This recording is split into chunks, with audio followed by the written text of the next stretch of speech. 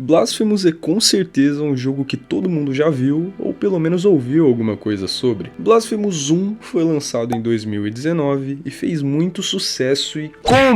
Como isso fez sucesso, meu Deus? Eu já vou tirar logo o elefante da sala. Eu joguei Blasphemous 2 e eu gostei muito. Podem esperar muitos elogios ao longo desse vídeo.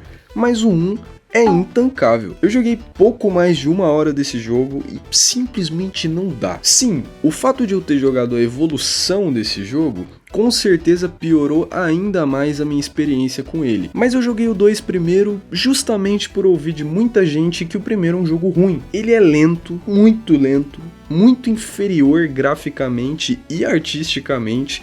A movimentação do seu personagem é nojenta, são as mesmas mecânicas do 2, só que tudo um pouco podre. Fora algumas mecânicas completamente bizarras, tipo você morrer instantaneamente ao cair do mapa, que num Metroidvania, onde um dos pontos principais é justamente explorar e se arriscar, faz com que eu não queira jogar essa bomba. Qualquer lugar mais alto que eu normalmente cairia pra ver se tem algo, algum item, eu ignoro, porque eu não quero pagar pra ver e voltar lá atrás. Mano, é um desastre. E não me interessa se a história dele for boa, ou se depois de 5 horas jogando ele fica mais decente, eu não tanquei. Mas o que realmente importa é que esse jogo evoluiu, e ficou maravilhoso. E é justamente sobre essa evolução que eu quero falar hoje. A primeira coisa que acontece quando a gente inicia Blasphemous 2 é perceber que o nosso personagem, que tinha ido de comes no primeiro jogo, tá de volta.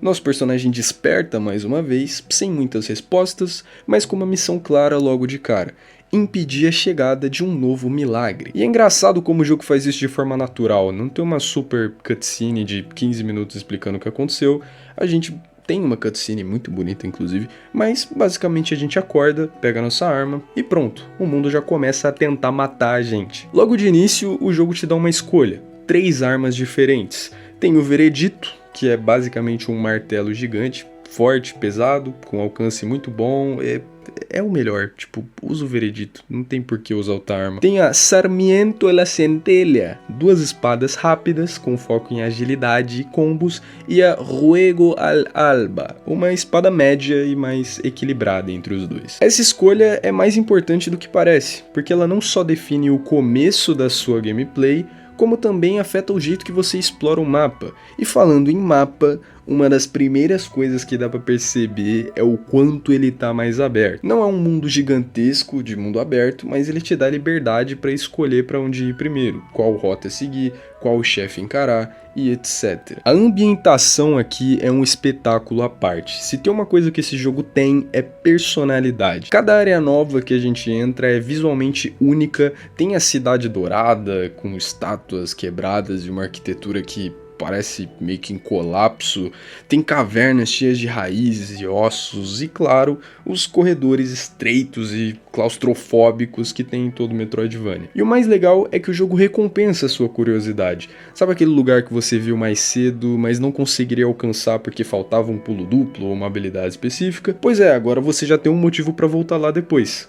O backtracking nesse jogo é muito bem planejado. E os NPCs que você encontra no caminho também são muito memoráveis, sempre falando de uma forma misteriosa, com frases que parecem tipo uma poesia macabra. É aquele clássico, você só entende metade e vai entender a outra metade 10 horas depois. Ou não vai entender também. Avançando no jogo e explorando essas mecânicas que eu falei, você eventualmente vai chegar nas boss fights. E se tem uma coisa polêmica em Blasphemous 2, são os chefes. Eu sinceramente não sei se acho eles bons ou ruins. O primeiro chefe que eu enfrentei foi a minazinha da esgrima, que é uma luta bem frenética, e ela mudou completamente a forma com que eu tava lutando até aquele momento. Eu de fato precisei de uma arma mais rápida e eu usei o parry para vencer ela. Demorei bastante, mas passei e me senti muito recompensado. Mas tem outros chefes desse jogo que são simplesmente fáceis pra caralho. O próprio último chefe do jogo é tranquilo. Ele é lindo, a luta é incrível, mas ele tem uns 3 movimentos pra você decorar. Eu passei dele muito mais fácil do que o penúltimo chefe, por exemplo. Se eu fosse ranquear os chefes desse jogo, provavelmente teria uns 3 muito bons e o resto seria tudo um ok, pra ser bem honesto. Mas calma que eu avancei um pouco demais. As boss fights são os maiores desafios que você vai enfrentar, e para enfrentar esses desafios, você vai precisar evoluir. E é aqui que entra a evolução do nosso personagem. Diferente do primeiro jogo, agora tem um sistema de evolução bem mais aprofundado. Cada arma tem sua própria árvore de habilidades, você pode desbloquear combos, ataques ou até passivas, tipo de simplesmente aumentar o dano ou defesa. Além disso, o sistema de oração e estatísticas também foi melhorado. Agora você pode equipar passivas, relíquias e até alterar o seu personagem com umas estátuas que dão bônus variados. E por algum motivo isso me lembrou muito aqueles conjuntos do Genshin Impact. Desculpa. Tudo isso faz com que o nosso personagem seja muito mais personalizável do que no primeiro Blasphemous.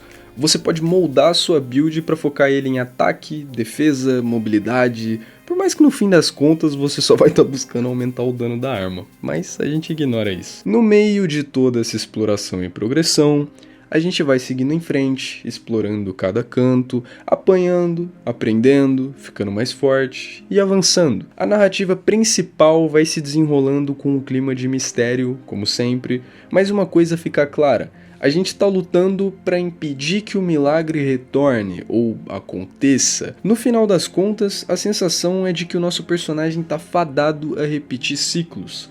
Mesmo vencendo, mesmo avançando, sempre parece que a culpa, o sofrimento e a penitência nunca acabam, tanto com o nosso personagem, mas principalmente ao nosso redor. É como se a própria existência da gente fosse definida por isso. E isso é uma das coisas que mais marcam em Blasphemous 2.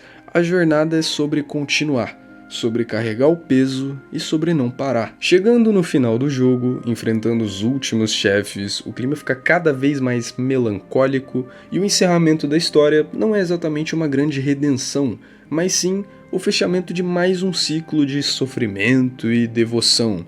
E é aqui que a gente olha para trás e percebe tudo o que passou. Foram horas de tentativa e erro, de morrer para chefe com 5% de vida, de explorar mapas sem saber para onde ir, mas também foram horas de superação, de finalmente conseguir um item, de finalmente abrir aquele atalho que salva a vida, de vencer aquele boss que parecia impossível, e no final, como tudo em Blasphemous, a resposta nunca é simples. O penitente, o nosso personagem, não tá ali para destruir o milagre. Ele é meio que parte dele. Ele é um instrumento divino e por isso, inevitavelmente, carrega o fardo de manter esse ciclo ou acabar com ele. O final, sinceramente, depende muito de qual final você fez e de como você interpretou e enfrentou todo esse jogo. Mas no final, talvez esse mundo até tenha salvação, mas mais provavelmente só terá sofrimento. No fim das contas, o que Blasphemous 2 faz é nos colocar numa posição de penitência constante, de luta contra o mundo, contra os chefes e contra nós mesmos. É um jogo que quando termina, você fica de certa forma aliviado. Se você nunca jogou, fica aqui minha recomendação, e se já jogou, comenta aí como foi a sua jornada, qual arma você escolheu no começo, qual chefe mais te fez sofrer. Porque no final, cada um que joga Blasphemous 2 passa por uma experiência única, mas todo mundo sai dele com a mesma sensação, de que sobreviveu. Blasphemous 2 não é só melhor e mais consistente que o primeiro, ele é de fato um jogo completo.